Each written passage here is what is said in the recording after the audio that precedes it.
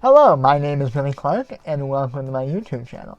You know, for the past year, we've all been affected by COVID-19. Be that socially, economically, romantically, there's not a single person on this planet that hasn't been affected in some way by the virus. And with 3 vaccines out now, and a host of experimental drugs being done to help combat the virus, there seems to be a light at the end of this very long tunnel. And with that light comes a sense of normalcy. Before you know it, the economy is going to open up. There's going to be a lot of new job opportunities. And as we're starting a new job, there's always a ton of anxiety.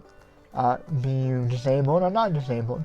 So if you're disabled, there tends to be a lot more pressure. Be that pressure you put on yourself and pressure your employer puts on you, because you're really aiming to overcome some of the social anxiety and social stigma that are aimed towards our demographic. So today, I thought it'd be a wonderful way to start off the week by introducing 4 tips on how you, as a disabled person, can succeed at your new job, and help a person who's not disabled. So, at the end of the video, if this helps you out at all, give it a like, a subscribe, and share with your family and friends. So, number 1, being realistic or maintaining an element of realism. When you start a new job, we all have the same feeling. We all want to go in there, show off, and well, there's a lot that goes with that, right? You want to impress your boss and prove that you're worth being there. But when you're disabled, that is magnified tenfold. Mainly because, there's a lot of social stigma, as I mentioned earlier, going against us. They don't know what kind of disability we have a lot of times, or even if they do, they don't know how it affects us. Does it affect us cognitively? Is it strictly physical? They don't know, and that's of no fault of their own. So there's this bit of dialogue that has to be exchanged between the employee and the employer and the other coworkers to create a cohesive and healthy work environment. And a part of establishing that dialogue is being realistic. If you go in there and you think you're not going to make a mistake and you're going to be the best person, you're going to mess up and it's going to snowball and you're not going to have a good time at this workplace.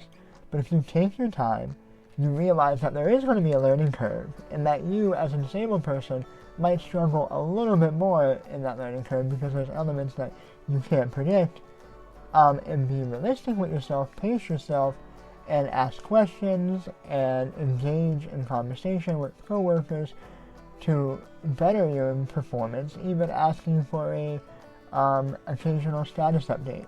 One of the greatest... My second tip, be flexible. What you experience out in the workforce is completely different than what you will experience in the academia setting or in the domestic setting at home. And what I mean by that is, you might be able to do everything at home without any assistance whatsoever, but when you get into the workplace, you'll be faced with circumstances that you never anticipated at home, and your disability, depending on your circumstance, might cause that to be problematic. So when you go in there and you are faced with a problem, be flexible in terms of have that dialogue, be open with yourself, don't internalize that you're disabled. If your disability prevents you from doing something, then you're not good at the job and you can't do it. I know when I first started out as a title clerk, I ran into an issue that I never had before, where I lacked the dexterity to do a manual hole punch. As ridiculous as that sounds, I cannot hole punch to save my life. So I was too afraid to tell my coworkers that. My management that, so I kept making mistake after mistake after mistake, and it was only until my coworkers brought up the numerous mistakes I made that my management was like, hey, let's get you an electric hole punch. So he got me an electric hole punch, and the problem was alleviated to an extent. So that's just an example.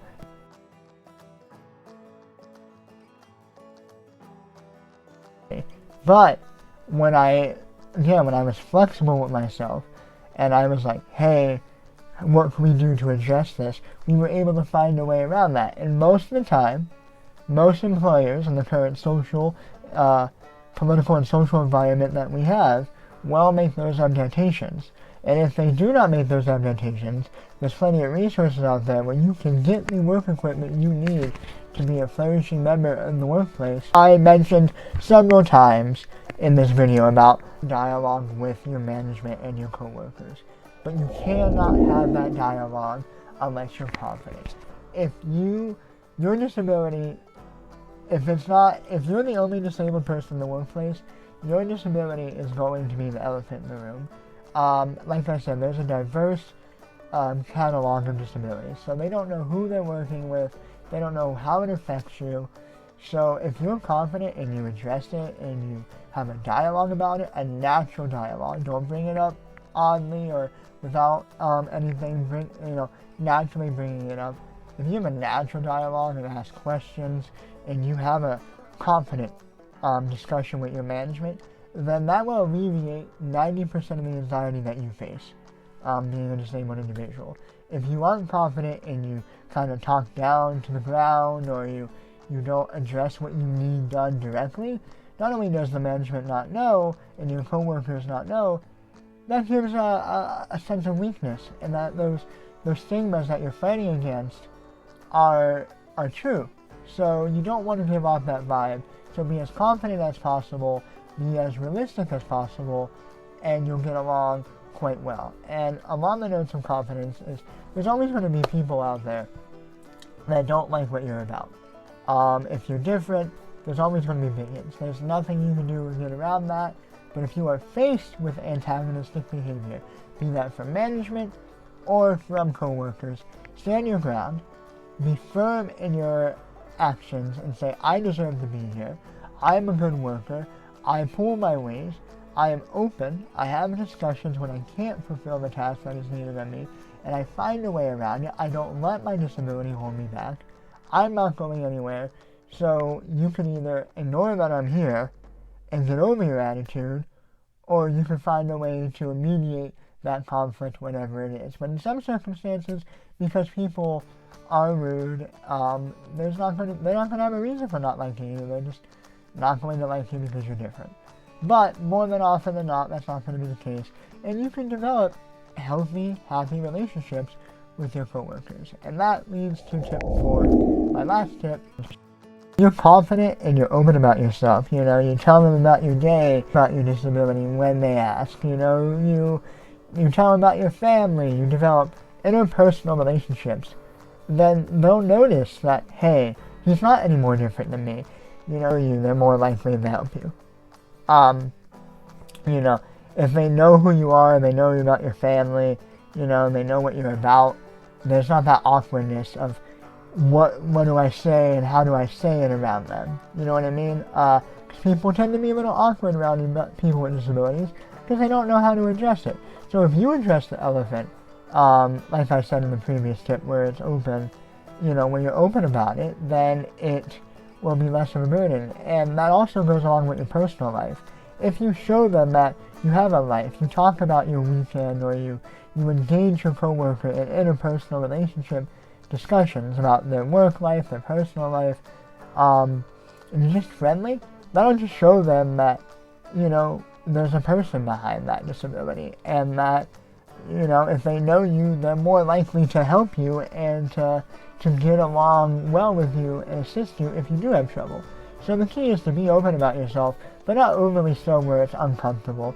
So just foster healthy interpersonal relationships. Like and subscribe if any of these assist you, and share with your family and friends, and I will see you next week.